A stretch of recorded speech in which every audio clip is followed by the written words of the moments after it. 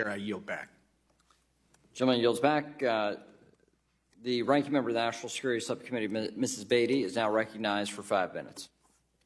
Thank you, Mr. Chairman, and thank you, Ranking Chair. Mr. Grunberg, we know that both SVB and Signature had very high proportions of uninsured deposits, somewhere between 90 and 95%. Can you share with us or explain to us what the typical ratio is for your average bank and how this factor played into the bank run that we witnessed on March 9th? Thank you, Congresswoman. It's an important question. I think fair to say these two institutions were outliers in terms of their exceptional concentration of uninsured deposits, both around 90%. In the regional bank space, between 100 and 5 or 600 billion, I think it's generally in the 40% category.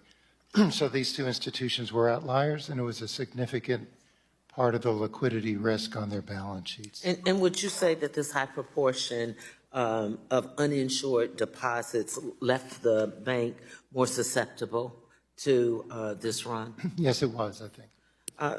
Let me also have a follow-up question to you. We've heard many ideas proposed about modifying the $250,000, and we know in, I think it was 2008 with the Emergency Economic Stabilization Act, we went from 100,000 to 250,000. So, for example, what about temporarily insuring all deposits, increasing a limit to 500,000 or $1 million, insuring all deposits for small and mid-sized firms, or limiting it for the largest financial institutions? What are your thoughts on some of these proposals? Well, as you understand, Congresswoman, the coverage for deposit insurance is statutorily set at $250,000 per account. So to adjust it would require legislative change. And as I indicated earlier, the FDIC is undertaking a comprehensive review of our deposit insurance system, and we'll come back with a report that we'll release publicly outlining policy considerations for. So is this one of them? And you can weigh in also, Mr. Barr or Ms. Lang, on, I mean, you're experts, you're testifying here on your opinion. I understand that it's statutory and requires it to come back here, and certainly, as you know, we've changed many things over the years in rooms like this. So to the public, I don't want you to think that this may be as far-fetched. We had large banks when we had too big to fail, and we're certainly more than $50 billion now as we had legislative ways to change it. So what are your thoughts on increasing? That's one of the number one things I'm getting from constituents. You know, it was just in 2008, it was 100,000. We made the change then through an emergency act. What now? Congresswoman, I look forward, the FDIC, as Chairman Gruenberg mentioned, is doing a review of the deposit. Would you support an increase? I would support a study and proposals for reform if needed. The rise in uninsured deposits, it has been increasing over the years. Okay, only because my time is running out. Mr. Barr, and the next question is going to be for you, so. We'd be happy to work with you on thinking through that. I think taking a step back, the important thing is that our banking system is sound and resilient. Okay. The actions the regulators took demonstrate that deposits are safe, and we'd love to continue the conversation with you. Okay, I'm glad you said sound and resilient. In your opening testimony, you said the same thing, that you thought banking was sound. You also used words like strengthening the public confidence, or paraphrasing it. I'm from Ohio, and the Public Pension Fund nationwide, as you know, lost millions of dollars that were invested in SVB and Signature. In my home state of Ohio, the state teachers' retirement system took the biggest hit, with some $27 million that was invested in SVB. Representing, I know, maybe only 3 or 4% of the fund's total portfolio, but I'm concerned about reports that the CEO of SVB unloaded millions of stock in the days and weeks leading to the collapse. I know that we're expecting a report on the Fed's investigation of SVB in May, but is there anything you can share today regarding the bank's executive management? And okay, thank you, and thank you, Mr. Chairman. If the panel would respond in writing to Mrs. Beatty. We'll now recognize the gentleman from Oklahoma, Mr. Lucas, for 5 minutes. Thank you, Mr. Chairman, for holding this important hearing. And Chairman Grunberg, I'd like to discuss, and I know my colleague, Congressman Williams, Chairman of the Small Business Committee, has focused on this before, but I'd like to discuss the special assessment fee that will be used to cover the losses from the uninsured deposits. You've explained the proposed rulemaking for the special assessment will occur in May of this year. And while you're thinking about that, be thinking about a discussion of the flexibility the FDIC has during the rulemaking to ensure that our small community banks don't disproportionately carry the burden. Being one of the older members of this committee, I've been around long enough to have observed firsthand several banking crises. 1982, I was getting ready for my final semester at Oklahoma State when a little institution in Oklahoma City called Penn Square went down and took First Continental Illinois of Chicago down with it, a bank from the, 1840s or 50s, took First Seattle down with them too. Now, FDIC and the regulators responded in the appropriate fashion and addressed that. But it was a combination of collapse in the oil and gas industry and in production agriculture. And the chain reaction in my great state was the slaughter of community banks. The slaughter. There was no quarter given to those folks. They were locked up, chopped up, sold out. The legislature met in the middle of the night to authorize not just one town, one physical location, one charter banking, but we went to branch banking because it was all falling down on us. The people who I represent were brand new young banking men and women 40 years ago when they saw how community banks were handled in my state. They weren't Penn Square, they weren't First Continental, they weren't Seafirst. They're now my most senior bankers 40 years later. And they're looking at this situation and they're saying to me, we've been the least problematic of any sector in the financial services industry for decades to the regulators and the FDIC. But yet, in every crisis since then, we've been kind of the orphans. And this time they're saying, we were wiped out as an industry 40 years ago, but now we're going to get a special assessment to pay to fund for the mistakes of the most sophisticated institutions, the biggest institutions. Can you tell me how it's possible when this special assessment fee process is completed that my community bankers aren't going to wind up disproportionately paying for the mistakes and the falderall of the biggest institutions in the country? Or are they just be prepared to be the goat one more time? Critically important question, Congressman, keenly sensitive to it. We have discretion under the law. We have to act pursuant to a notice and comment rulemaking. Anything we put out will be subject to public comment, but we have discretion, as I indicated earlier, and will repeat, we'll be keenly sensitive to the impact on community. I don't want to front run my board. We're going to have to do a notice and comment rulemaking, but I hear you and keenly sensitive to the point you raised. I would just offer once again the observation. The perspective of my community bankers is, if you're big enough, we've now given you an emphatic protection. It appears with what we've done in the last few months, if you're in that intermediate range, we're going to protect you. But if you're the little bankers, the little guys and ladies out there meeting the day-to-day capital needs, you're going to be the one to pick up the bill. And I kind of appreciate their point, having lived through 40 years of these experiences in my great state. Shifting to another question. As has been discussed today, Treasury approved the systematic risk designation on March 12th upon the recommendation of the Federal Reserve and FDIC. I want to discuss for a little bit the process leading up to this. I think it's important that we have a clear picture of how the regulators made this designation, and not just in theory, but in practice. So, Vice Chair Barr, could you provide insight into which regulator acted first in proposing that uninsured deposits be protected? These are the kind of questions I'm getting back home. And while you're thinking about that, were there discussions between the FDIC and Fed prior to the respective board meetings? I see my time has expired, but I'm happy to follow up with you. You can go ahead and answer it. I'm bet kind of somebody will really give you heightened time. right now and interested. Plus, we're close to getting a little break here, so I'm happy to. So, Please, thank you.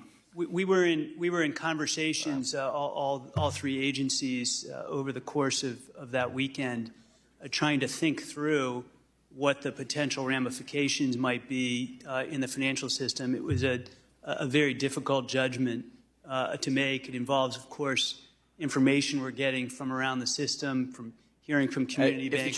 If the gentleman will give a timeline of those conversations between the two agencies and the two principals of the FDIC and the Fed for a written statement. Gentleman's time has expired. We'll now go to Mr. Vargas of California Mr. for Chairman. 5 minutes. Yes. Thank you very much, Mr. Chairman, the ranking member. I guess I'm looking at this a little bit differently, and that is we could have been here today looking at the collapse of hundreds of banks. We could have been here today trying to figure out how to stop the contagion. But instead, we're here looking at significant banks with significant problems. And I think that that's important. But I think what's more important is that everyone worked together. We certainly have our ideological differences, and they're significant. I mean, I heard right away it was Biden's fault, from some members, and I could easily say it was Trump's fault. But the truth of the matter is that, we're out of our ideological silos and trying to figure out practical solutions. I want to thank the chair. I think the chair worked very, very hard on this, and I think that he probably was a little uncomfortable with his ideologues on his side, maybe, but I think he did a fabulous job, and I want to thank him publicly. I think the ranking member did the same. I think they worked very, very closely together to try to figure out, what can we do as a legislature to make sure that there's not contagion. I want to thank all of you. I think all of you acted very honorably, nobly as you should have, to try to figure out what's the solution here. And again, I appreciate that deeply. Again, we could be here talking about a disaster, an unmitigated disaster. I was worried about that. I mean, I worry about these things, and we're not. Instead, we're looking at these important issues. So now that we are, and I got that off my chest, I do want to ask you, Mr. Barr, you were quoted quite extensively for saying, let me get it correctly here, I don't want to put words in your mouth. To begin, SVB's failure is a textbook case of mismanagement. Was that a correct quote? Yes. Well, then why, the natural question is, to begin, why wasn't there a textbook case of enforcement? I think that's a good question, one we're exploring very much. The supervisors looking at the bank identified the problems with the bank. And the question is, did they identify them with enough level of urgency? Did they escalate appropriately? And I think that's what is an incredibly fair question we're looking at carefully. I expect that we're going to find that we need to have more of an emphasis on supervisors using the tools they have more promptly and putting in mitigants in place more promptly when they see problems at banks that they're supervising. Yeah, in fact, they had a number of MRAs, MRIAs, I guess, and it didn't seem like you did anything other than write a letter. I mean, it didn't seem like there was any enforcement. I mean, where was the stick? Yes, I think that's exactly the right question. Normally, in the supervisory process, when a supervisor issues an MRA or an MRIA, the bank promptly takes care of those matters. In this case, obviously, it didn't take care of them in such a way that it prevented its It seems like they blew you off. I mean, it seems like they blew you guys off, and you didn't do anything. I mean, that's what it seems like for reading all this information. I can tell you, maybe I'm wrong, but that's what it sounds like. Yeah, I think that, again, we're looking at the whole supervisory record. I share your concern very much. I think it's something we're going to have to explore, both in terms of the way the bank responded and the bank's responsibility for its failure, but also should regulators have used tools to escalate more promptly and quickly. I think that's a completely fair question. Okay. Chairman Bloomberg, in your hearing before the Senate Banking Committee, you testified that the collapse of SVB and Signature Bank demonstrate the implications that banks with assets over $100 billion can have financial stability issues. I think that's what you were quoted. Additionally, you stated that the prudential regulation of these institutions merits serious attention, particularly for capital liquidity and interest rates hike. Can you please elaborate more about what prudential regulations need to be reviewed? What steps can we take to mitigate the potential for similar bank failures? Thank you, Congressman.